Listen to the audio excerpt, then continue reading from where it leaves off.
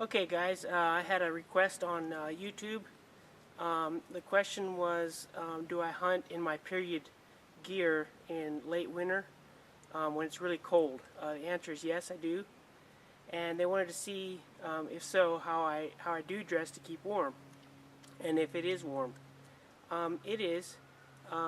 Earlier, well, a couple weeks ago, me and my cousin were on a late muzzleloader hunt here.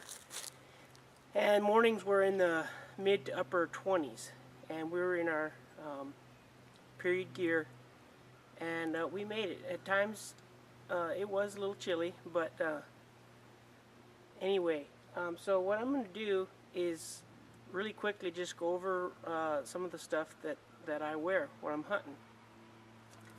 Okay, to start off, headgear. I'm still kind of a work in progress. I'm still not, don't have all the things that I'd like to have.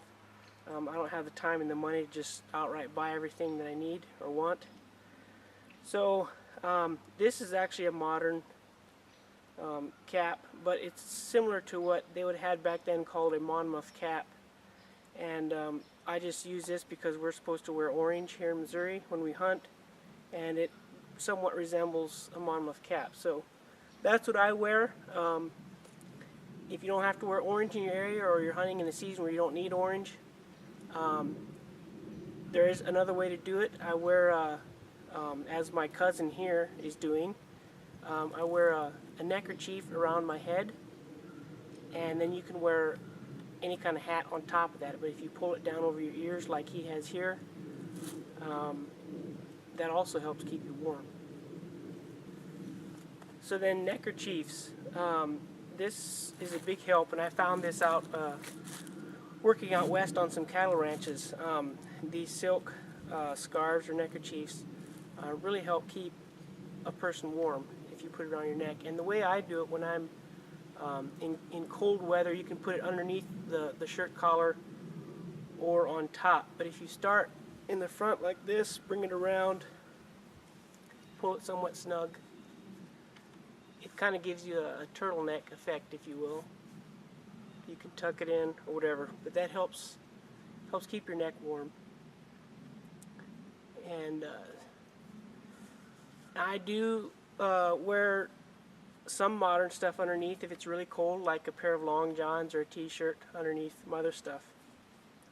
Basically, I just wear an undershirt next to the skin or over a t-shirt maybe. And then secondly, I wear a, I believe it's called a smock, and it was just an extra long shirt, and this one is a little extra long.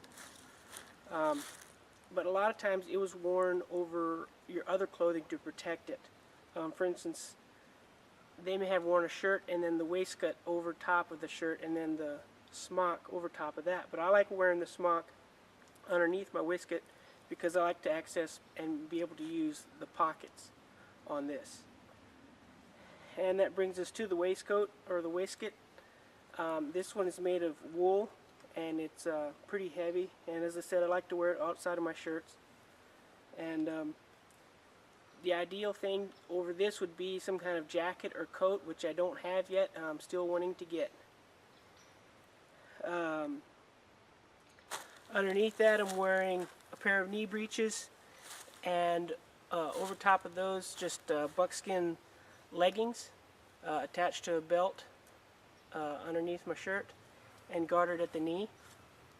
Ideally for cold weather, if you could find some kind of broadcloth or wool to make your leggings out, they would be warmer than these. It's just I haven't got there yet.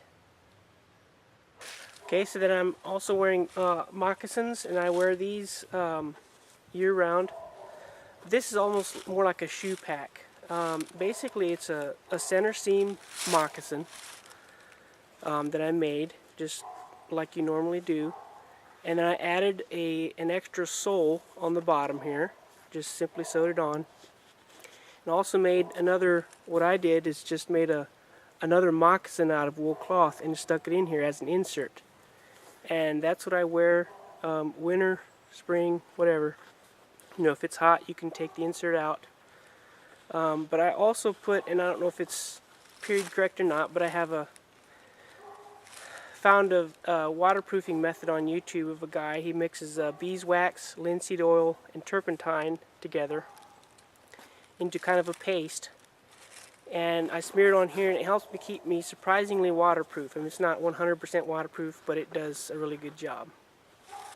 Okay, over top of all that stuff, when it's really cold, pardon all the noise, neighbors' dogs are starting to raise a fuss. But when it's really chilly, I usually carry a match coat with me. It's just a piece of blanket.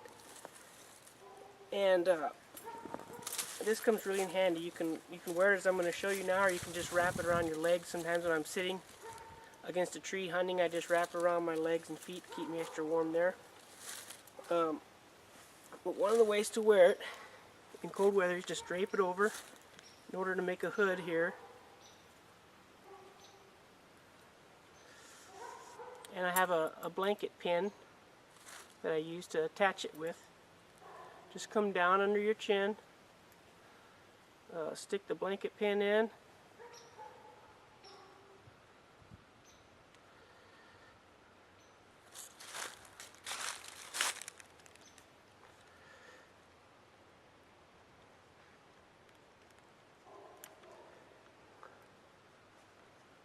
so you can have a hood if you want, or you can take it off, just wear it like this. It's nice, it covers up your shot bag and your powder horn and your gun too. If you're walking through the woods, you can put your gun underneath like this.